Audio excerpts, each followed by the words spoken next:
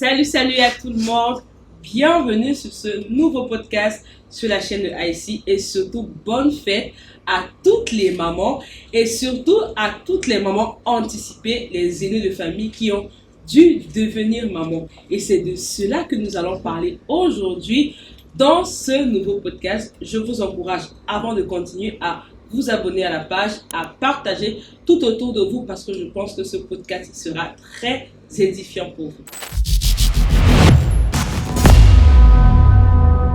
Alors, aujourd'hui, je ne suis pas seule. J'ai deux intervenantes de qualité qui sauront nous parler de ce sujet. Bienvenue Audrey, bienvenue Deneuve. Merci Célia. J'espère que vous allez bien par la grâce de Dieu. Oui, on va bien par la grâce de Dieu. Très bien. Très bien. Super. Un petit coucou à la caméra. Coucou la caméra. Magnifique. Ok, d'accord. Aujourd'hui, nous sommes là, c'est l'Afrique des mères. Nous sommes là pas pour parler des mamans. Nous sommes là pour parler des aînés de famille qui sont devenus mamans, qu'elles voulaient ou pas. Voilà, parce que moi également je suis aînée de famille, donc je sais un peu ce que c'est devenir maman anticipée, si on peut dire comme ça. Donc le but de ce podcast aujourd'hui, c'est vraiment de pouvoir encourager toutes ces mamans, toutes ces jeunes mamans là, on va dire comme ça, et de pouvoir partager votre expérience parce que Deneuve qui va partager avec nous d'un point de vue clinique, psychologique, et Audrey qui est une grande aînée de famille. Oh, le mot grande aînée là, on va aller qui est une grande aînée de famille qui prendra le temps de nous partager son expérience et ensemble nous serons très édifiés. Ok. Ça marche. Donc Audrey, alors nous allons commencer avec toi. Ok. Tu es une très grande aînée de famille. C'est une très grande aînée. Ok. Est-ce que tu peux un peu nous partager aujourd'hui, du haut de tes plusieurs années, voilà, nous partager un peu quel est ton vécu, comment est-ce que tu te sens, est-ce que tu te sens aussi dans ce film, dans cette peau de jeune maman là et tout ça. Alors merci encore de me permettre d'être sur le plateau de IC. Je m'appelle Audrey, j'ai 5 petites sœurs. 5.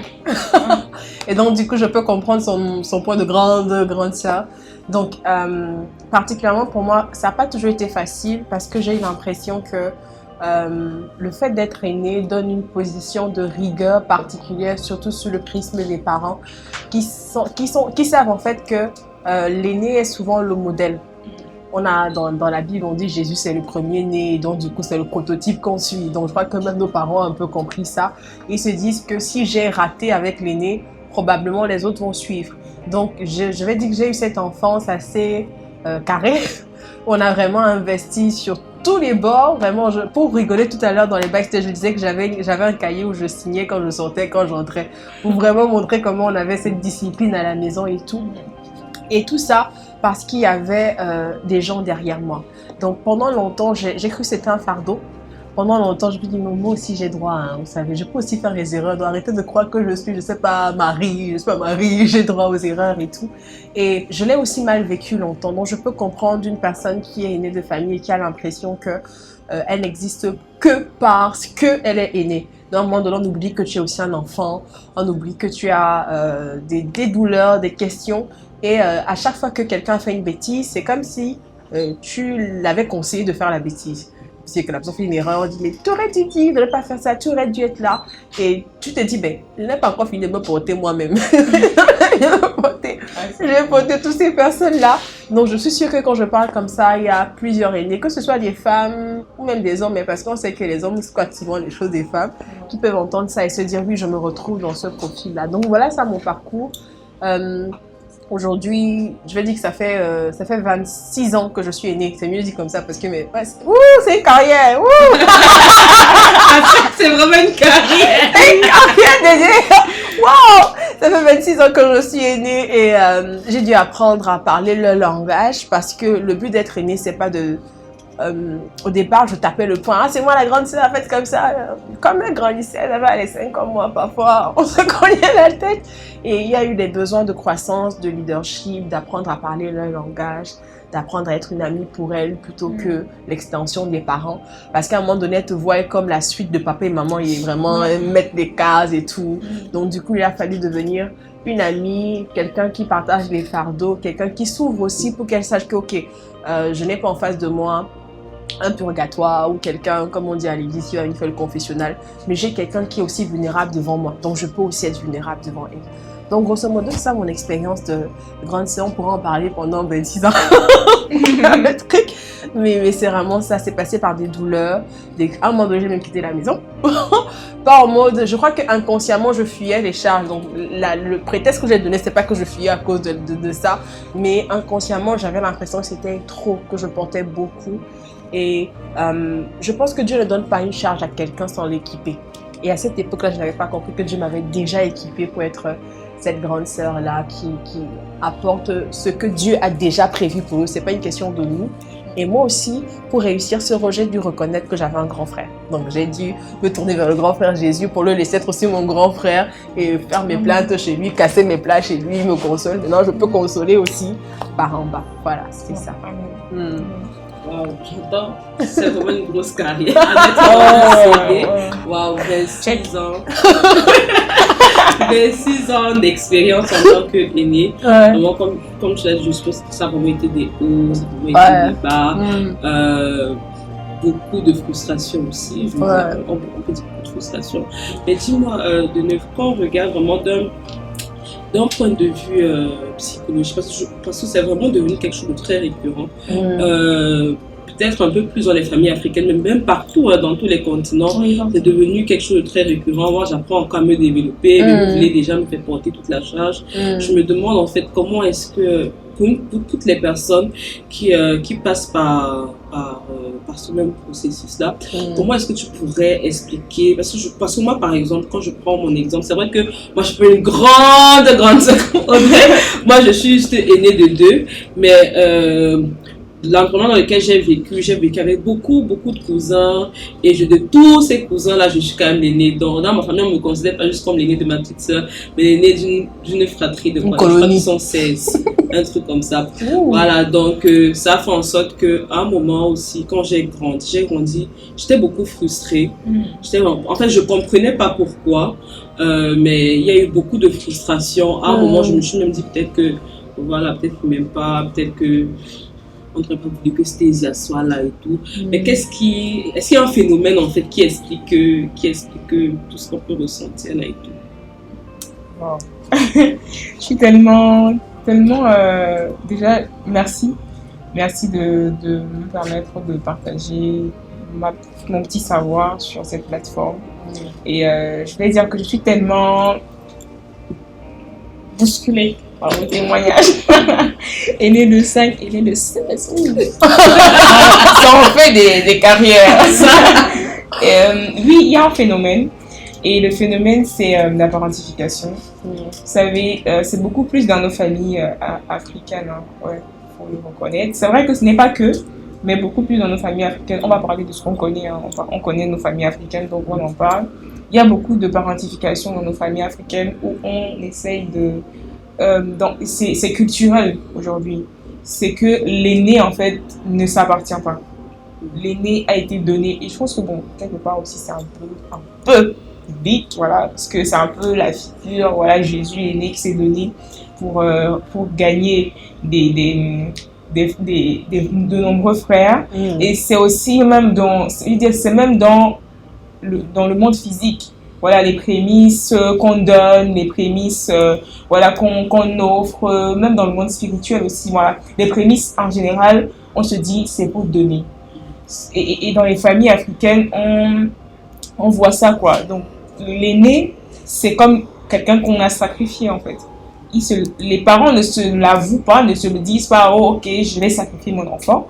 Mais c'est un peu ce qui se passe dans les familles parce que il y a voilà, ce cercle, ce truc de parentification où la parentification, c'est quoi? C'est un phénomène psychologique qui consiste à décharger ou à substituer son rôle de parent à un enfant pour qu'il désormais, pour que l'enfant commence à prendre en charge émotionnellement ou physiquement les parents ou alors les d'autres membres de la famille, en l'occurrence ses frères, ses sœurs. On observe souvent beaucoup ça au niveau des frères et des sœurs où le parent se dit ok, tu es l'aîné, donc c'est toi qui dois prendre en charge l'éducation ou alors les finances ou alors, etc. de tes frères. et même émotionnellement, parce que parfois, on ne te demande pas de pourvoir financièrement pour eux, mais c'est toi qui dois prendre soin émotionnellement d'eux.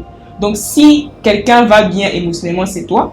Si quelqu'un va pas bien aussi, c'est toi. Quelqu'un fait une bêtise, c'est toi. Quelqu'un n'en fait pas, c'est toi. Donc, c'est tout ça qui crée généralement une pression. Parce qu'il ne faut pas oublier que notre enfant, il est aîné, d'accord, c'est bien vrai, mais c'est un enfant. Ah, ça?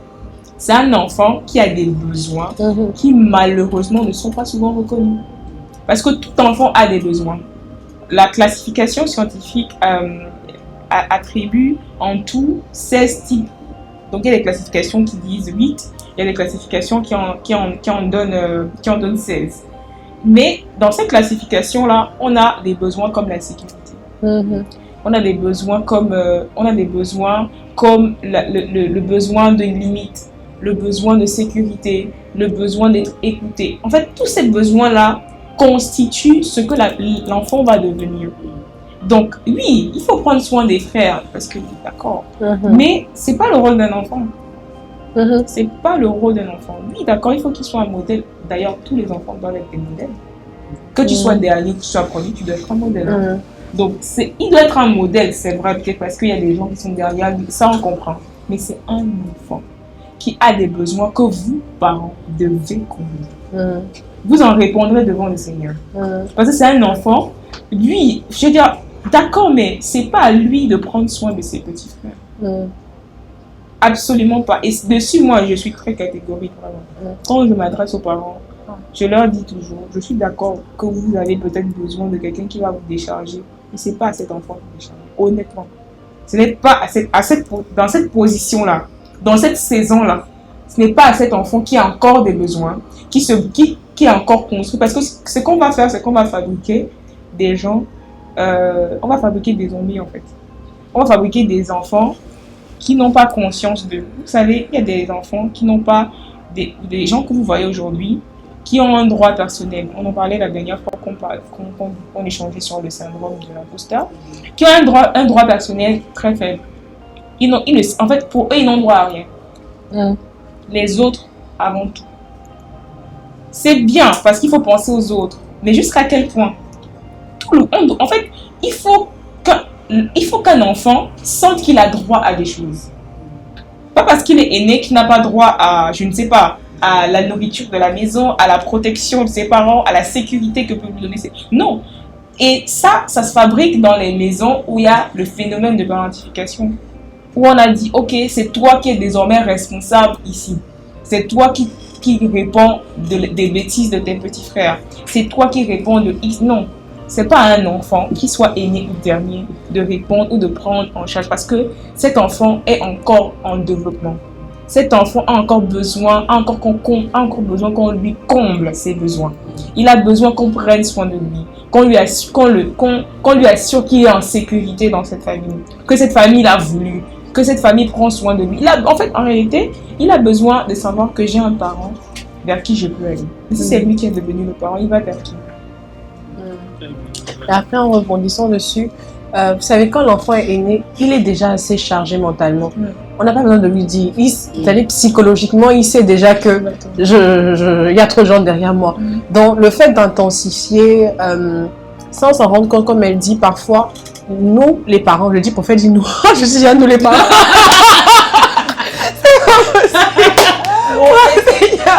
En fait, on élève parfois les enfants, les aînés, comme si c'était pas des enfants normaux. Donc, c'est comme si on préparait un soldat spécial pour la guerre. Pourtant, parfois, il a juste besoin qu'on l'écoute, il a juste besoin qu'on lui donne. Mais je veux aussi faire une petite emphase parce que ce qu'on est en train de dire, ça peut faire un parent en passant là se dire que on l'incrimine et tout ça. Non, c'est pas ça, les parents. On sait que vous nous aimez beaucoup et que vous faites ça par amour pour nous. On sait que l'intention derrière, c'est vraiment de donner le maximum d'équipement parce que, effectivement, vous-même, c'est ce que vous avez reçu aussi et ce que vous voulez donner. Donc, vraiment, on vous aime, on n'a pas de problème avec ça. On est ensemble. On est vraiment ensemble, les parents et tout. Donc, on va entrer aussi sur l'encouragement, finalement. Si toi aussi, tu es aîné et que tu es passé par là, c'est pas une fin en soi. Je veux dire, nos parents nous donnent toujours ce qu'ils ont reçu. Mais ce qu'il faut toujours inspecter et discerner, c'est la motivation. Et la motivation, c'est, je vois la société qui va de mal en pire. Je vois quelqu'un qui, un jour, je ne serai pas là, moi, en tant que parent. À quoi ressemblera ma famille en mon absence? Et je me dis, je vais équiper au maximum cette personne qui, sur le plan de l'âge quand même, est directement après moi pour qu'il puisse garder la maison. Donc, ma soeur, si tu nous écoutes, ne te sens pas rejetée. C'est pas que ta famille ne t'aimait pas, mais c'est parce qu'ils t'aimaient tellement qu'ils ont voulu donner, d'après eux, le meilleur pour que tu sois capable de faire la mission qui t'incombe. Parce qu'être né, c'est pas la mission des parents, hein. C'est Dieu qui nous l'a confié. C'est une dimension où quand on arrive, en fait, avant qu'on arrive, le Seigneur nous a donné plein de casquettes et l'une d'entre elles, c'est de pouvoir être en kilomètre des bergers de nos petits frères. Ça, c'est une mission d'abord. Quand tu intègres que c'est une dimension de mission, c'est pas mes parents, puisque tu as accepté que c'est pas tes parents qui t'ont fait venir sur la terre, ils sont que des, entre guillemets, des porteurs de courrier. Et que tu reconnais que tu es là parce que Dieu veut, ça veut dire que même la place que tu as, c'est Dieu qui la voulait. Et quand tu es dans ces dimensions-là, tu arrêtes de jeter les pierres, tu arrêtes de vraiment chercher les poux sur la terre, mais je te dis, ok Seigneur, comment avec ce que je suis et ce que j'ai vécu, je fais pour atteindre le but, parce que tu vas me demander mes frères et sœurs, tu vas me les demander, peut-être ils ne sont pas encore enfants de Dieu, mais est-ce que j'aurais été une écoute pour eux? J'ai envie de parler en anglais, j'ai dû m'arrêter parce que je veux parler en anglais. Personne ne te demande d'être parfait, mais Dieu te demandera toujours, est-ce que tu as fait ton meilleur? Et c'est là où nous, on a des comptes à rendre. Est-ce que tu auras fait ton meilleur? Donc vraiment, je ne connais pas la longueur, comment le podcast va prendre, mais j'ai envie tellement de t'encourager, toi qui es une aînée de famille, qui est une jeune maman, voilà, peut-être tu as une grosse carrière, peut-être il y a des mamans qui ont 35 ans de carrière, des bébés, vraiment, on acclame le Seigneur pour, pour les grandes carrières, mais vraiment que le Seigneur te fortifie. Sache que tu as, aux yeux de Dieu, tu es une porte. En fait, tu es la porte de ta famille. Tu es la porte parce que les prémices, c'est la vigueur des parents. C'est-à-dire que tout ce qu'ils sont, quand tu marches, c'est comme si tu marchais avec l'espoir de toute une famille. C'est vrai qu'il y a la partie perverse de la chose. Mais aux yeux de Dieu, c'est la vérité. Tu es vraiment une porte. Et en fait, quand tu prends conscience que tu es une porte, tu peux décider de ce qui entre et de ce qui sort de ta famille. À ce moment-là, tu peux dire, dans ma famille, il n'y aura pas de désordre. Tu n'es peut-être pas l'aîné. Tu n'es peut-être pas le père ni la mère. Mais l'aîné, aux yeux de Dieu, a une voix qui compte. Parce que la porte reste la porte. Tu peux dire, Seigneur, dans ma famille, que ma soeur soit perdue, que mon frère soit perdu. Devant toi, j'interdis à quelqu'un de se perdre ici. Ça prendra le temps que ça va prendre. Ils vont venir. Imagine tellement un message de ça. C'est vrai que j'ai une matière, derrière, compliquée, qui secoue les cocotiers spirituels pour qu'on revienne. Mais la voix de l'aîné compte. Des petits actes comptent. C'était toi qui vas te lever le matin, tout le monde dort, tu le réveilles pour prier. Ne minimise jamais les semences d'un aîné. Jamais les semences d'un aîné. Parce que le jour où tu penses que tu n'as rien fait, c'est là où Dieu prend ça et se rappelle qu'un jour, ma soeur nous réveillait souvent le matin. Ma soeur, quand c'était chaud, me disait, attache-toi. Je dis ma soeur parce que je suis une femme. Hein. Peut-être s'il y a un homme qui nous écoute, tu diras mon frère. Mais ne minimise pas ce que tu sais. Parce que Dieu va sauver ton frère ou ta soeur par toi. Et dans ton frère ou ta soeur, il y a d'autres nations. Donc en fait, tu comprends que tu es en mission. Tu es en mission dans ta famille, tu es en mission dans le monde. Ton rôle d'aîné est une vitrine, est une plateforme puissante, oh Seigneur, pour changer. Oh Saint-Esprit, je peux? Parce qu'il y a un truc là. Je te prends l'exemple de la grande sœur de Moïse. La grande sœur de Moïse a joué son rôle. Tu vois, elle a pris, si elle avait mal mis son frère, c'est vrai que sa mère a dit, va mettre. Si elle avait mal positionné, c'était pas que Moïse qui mourait. Hein. C'est tout Israël qui se perdait. Donc, en fait, tu as peut-être l'impression que c'est un petit, c'est juste ta famille, c'est à ton niveau. Non, élargis le champ de vision. Dans ton frère, dans ta soeur, il y a des nations. Donc, tu deviens au travers des mains de Dieu un instrument d'influence pour permettre à Dieu de faire sortir le meilleur de tes frères et sœurs. It will take the time it have to take. Ça prend le temps que ça va prendre. Mais Dieu va toujours honorer les semences que tu feras. Ouais. Le cœur qui a parlé. En tout cas, vraiment de ce que je comprends en fait de vos différentes interventions, chacun a sa part à faire. C'est-à-dire que le parent a sa part à faire, de comprendre que voilà, je suis l'aîné. C'est pas le parent qui a décidé que je sois l'aîné, c'est vrai que je suis l'aîné, mais toi, le parent, tu as vraiment ta responsabilité de me allez, Oui. un peu de douceur, voilà. Vraiment, je suis consciente que je dois être la tête, je dois être la vitrine et tout. Mais allons-y un peu mollo. Mais c'est vrai aussi que, bon, on transmet ce qu'on est, un parent donnera, l'éducation qu'il a reçue. Mais c'est de se dire aussi que, voilà, malgré l'éducation que j'ai reçue, je dois pouvoir ne pas me baromètre de l'éducation pour mes enfants, ne pas transmettre l'éducation que moi j'ai reçue. Donc vraiment, dans l'amour, dans la douceur, chers parents, soyez vraiment encouragés pour que, tu as dit le phénomène de parentification, voilà, pour que nous ne soyons plus victimes de la parentification, parce que beaucoup, avant de connaître peut-être le Seigneur, beaucoup seront toujours dans cet aspect avec un cœur un peu frustré, avec un cœur un peu brisé, parce qu'ils comprendront peut-être plus tard, mais là pour le moment, gardons les cœurs et aidons nos enfants à avoir les cœurs préservés. Et vraiment, l'aîné a une très grande responsabilité. Par exemple, moi, il y a de cela quelques jours, et c'est là où je comprends en fait que tes parents te mettent une pression ou pas. Le fait de savoir que tu es aîné, toi, ça te met déjà une certaine charge. Il y a quelques jours, je parlais avec une jeune fille, je pense qu'elle a peut-être 17 ou 18 ans. Elle n'est pas l'aînée, mais elle est l'aînée des filles. C'est-à-dire que ses parents ont 6 enfants. Elle est la 3e, mais ses deux aînés sont des garçons.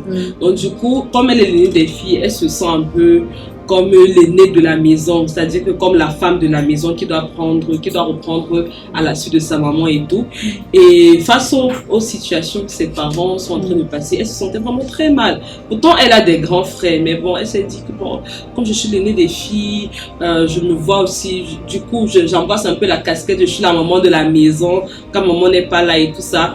Et ça l'a un peu fragilisé. C'est là où j'ai compris en fait que et c'est vrai, mais il y a des personnes qui ne sont pas forcément les aînés, genre je suis le numéro 1, mais qui mentalement parlant, ils sont en train de fonctionner comme des aînés. Donc pour toutes ces personnes-là, soyez encouragés, parce que comme Audrey l'a dit, c'est une épreuve nécessaire pour là où le Seigneur vous attend. Moi, je disais justement à la même fille que moi aujourd'hui, le fait d'être aîné de famille, ça fait en sorte que aujourd'hui, par exemple, à 25 ans, je peux diriger un groupe de personnes, que ce soit des plus âgés, que ce soit des plus jeunes. Je peux diriger une église sans vraiment avoir de problème, parce que j'ai appris à exercer ce leadership-là avec tous mes 16 petits frères et petites sœurs. Donc, ça a beaucoup d'avantages. De toute façon, tout ce que le Seigneur permettra qu'on puisse vivre, c'est juste un tremplin pour là où le Seigneur nous attend. Donc, sentons-nous vraiment encouragés, sentons-nous jeunes mamans ou mamans anticipées ou prématurées, tout ce que vous voulez. Mais sentons-nous vraiment fortifiés. Ne voyons pas cela comme un manque d'amour. Peut-être le parent peut avoir des maladresses, mais voyons toujours derrière, c'est de l'amour en fait. C'est de l'amour. Si on veut forger ton caractère, c'est simplement parce qu'on t'aime et tout ça. Donc, je ne sais pas si vous avez un dernier mot à dire pour la fin. Pour moi, peut-être un tout petit mot pour encourager à votre suite.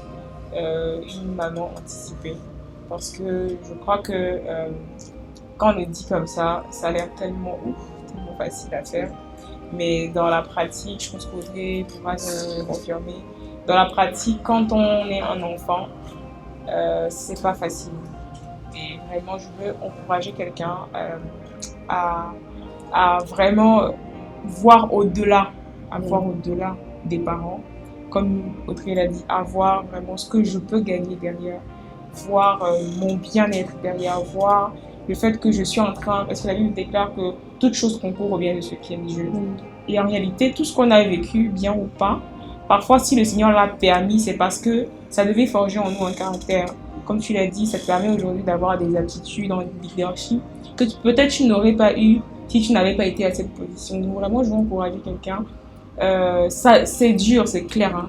Et parfois c'est parce que les parents n'ont pas aussi été exposés à un certain niveau de connaissance qui leur permettra de mieux gérer les choses. Comme quelqu'un dit, on donne ce qu'on a toujours reçu, quoi.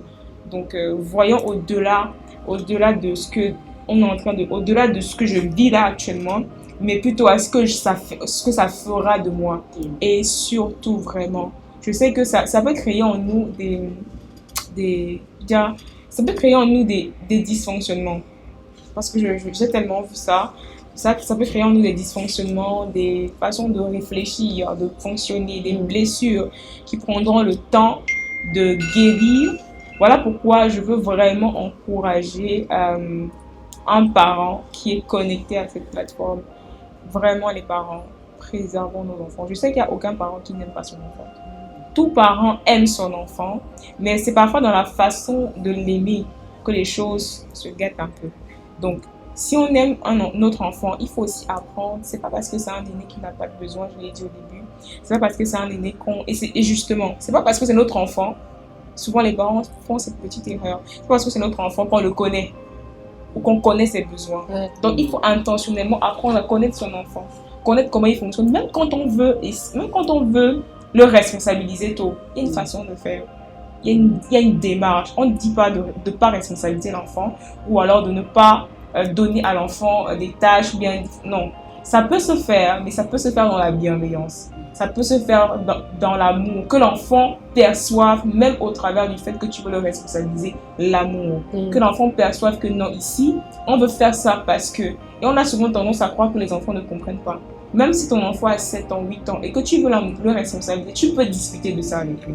Tu peux lui parler de ça. Tu peux lui dire, ok, ici tu vois que tu es le grand frère, tu es la grande soeur. Ce qu'on va faire, c'est que je vais souvent, voilà, ça va se passer comme ça va se passer comme ça. Peut-être je serai des fois un peu dur avec toi, mais c'est parce que, je vous assure, cet enfant-là, ce sera très difficile qu'il finisse avec des traumatismes ou alors avec des choses complexes. Ce sera très difficile parce que vous aurez pris le temps de bébé le chemin et il aura compris lui-même ce qui est en train de lui arriver, parce que la plupart de nos traumatismes naissent du fait qu'on ne comprend rien. On ne comprend pas, on ne sait pas si tu m'aimes, on ne sait pas si tu m'aimes pas, on ne sait pas, en fait on ne sait pas. Donc je crois que le fait d'expliquer comme ça, le fait de prendre la peine de faire comprendre à l'enfant qu'on l'aime, ça va au moins essayer de mettre un cadre au contexte. Voilà. Merci beaucoup. Pour ton point de vue clinique. Ça. Okay, vas-y. Alors, un mot pour la fin. Félicitations à toi qui es grande sœur.